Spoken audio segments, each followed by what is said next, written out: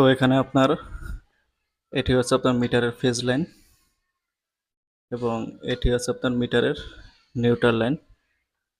তো phase line হিসেবে এখানে আপনার 736 তারটি ব্যবহার হয়েছে ফেজ এবং নিউট্রালে, আর লোডের সাইডে আপনার 336 তারটি ব্যবহার হয়েছে।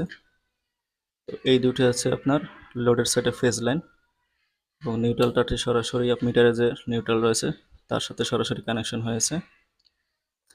তো এই ওয়ারিংটি অনেক পুরনো, তখনকার টেকনিশিয়ানরা আপনার